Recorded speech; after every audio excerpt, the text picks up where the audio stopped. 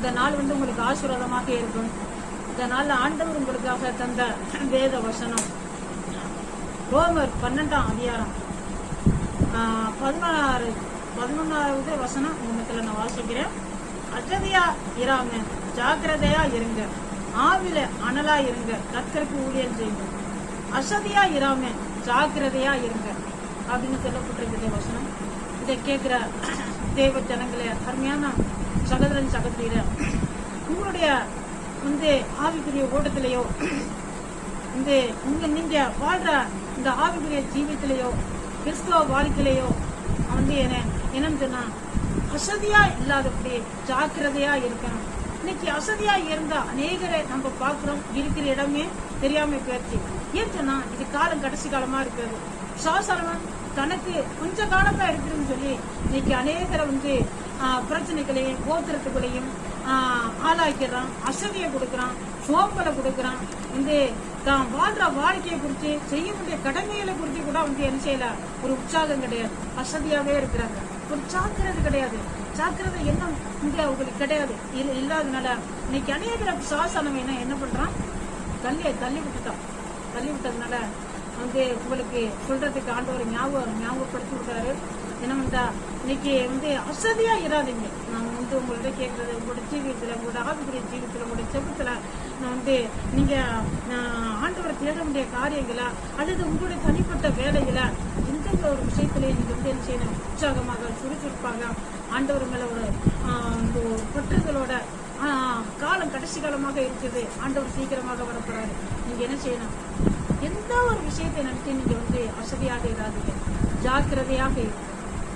நீங்க ஜாக்கிரதையாக இருக்கலன்னா ஆண்டவர் உங்களுக்காக நியமிக்கப்பட்ட அந்த ஜீவ கிரீடத்தை நீங்க பெற முடியும். அது மட்டும் இல்ல, அவர் உங்களுக்காக கொடுக்க வேண்டிய ஆசீர்வாதங்களை நீங்க ஜாக்கிரதையா இருப்பீங்கன்னா நீங்க பெற்றுக்கொள்ள, இந்த உலகத்திலும் பெற்றுக்கொள்ள முடியும், மறுமைகளையும் பெற்றுக்கொள்ள முடியும். காரணம் நீங்க எல்லா விதத்திலையும் ஜாக்கிரதையாக இருக்கு. ஜாக்கிரதையாக இருந்து எந்தெந்த வழி ஆண்டவர் உங்களுக்காக சொல்லிக் கொடுத்துட்டாரோ, எது நீதியானதோ, எதோ நல்ல உற்சாகமான வழியோ, நம்ம ஆசீர்வாதங்களை பெற்றுக்கொள்ளக்கூடிய வழியோ, அந்த விஷயத்துல நம்ம என்ன செய்யணும், ஜாக்கிரதையாக இருக்கணும். இப்ப ஓட்டப்பந்தயம் ஒருத்தர் ஓடுறாங்கன்னு சொன்னாக்கா என்ன செய்யறாங்க, போயிட்டு ஜீவ கிரீடத்தை பெற்றுக்கொள்றதுக்காக ஜீவ கிரீடம் அவங்க பந்தய பொருளை பெற்றுக்கொள்றதுக்காக பெருமையை பெற்றுக்கொள்றதுக்காக என்ன செய்யறாங்க, அவங்க ஓடுற ஓட்டத்தை ஜாக்கிரதையாக ஓடிக்கொண்டிருக்காங்க. அவர்கள் எந்த விளையாட்டுல கலந்து கொண்டாங்களோ அதுல ஜாக்கிரதையாக அதே நோக்கத்தோடு செயல்படுறாங்க.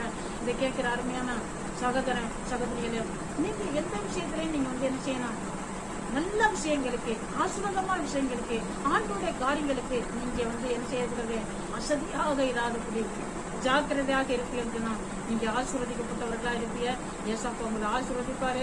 இதனால உங்களுக்கு ஆசீர்வாதமாக இருக்கும். இதனால நான் உங்களுக்காக நிச்சயிக்கிறேன். பரிசுத்தம் நல்ல பிதாவே, தோத்தும் நன்றி ஏசாப்பா.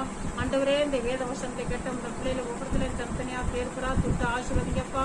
ஏசாப்பா சாசனவன் ஆண்டவரே தனக்கு கொஞ்ச காலம் தான் இருக்கிறதுன்னு சொல்லி அநேகர் ஆண்டவரே அசதியாக சோம்பலாக ஆண்டவரே அப்பா சத்தியத்தை கை கொள்ள விடாதபடி ஆண்டவரை ஒரு தெளிவற்றவர்களாக ஆண்டவரை ஓடிக்கொண்டிருக்காங்க.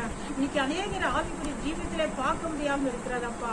ஏசாப்பா, இதை கேட்கிற அருமையான சகோதரன் சகோதரிகளும் ஆண்டவரே ஏசாப்பா ஸ்தோத்திரம் ஜாக்கிரதையாக ஆண்டவரே ஸ்தோத்திரமுக்கு பிரியமான பிள்ளைகளாக ஆசீர்வாதங்கள் சோதனை கொண்டு சாட்சி உள்ளவர்களாக இந்த உலகத்துல வாழ்றதுக்கு ஆண்டவரே ஒவ்வொருத்தருக்கு உதவி செய்யுங்க. ஏசாப்பா ஸ்தோத்திரம் நன்றி தகப்பனே. இந்த நாளை பிறந்த நாளை சந்திக்கிற ஒவ்வொருத்தரையும் ஆசீர்வதிங்க. திருமண நாளை சந்திக்கிற குடும்பத்தினர்களை ஆசீர்வதிங்க.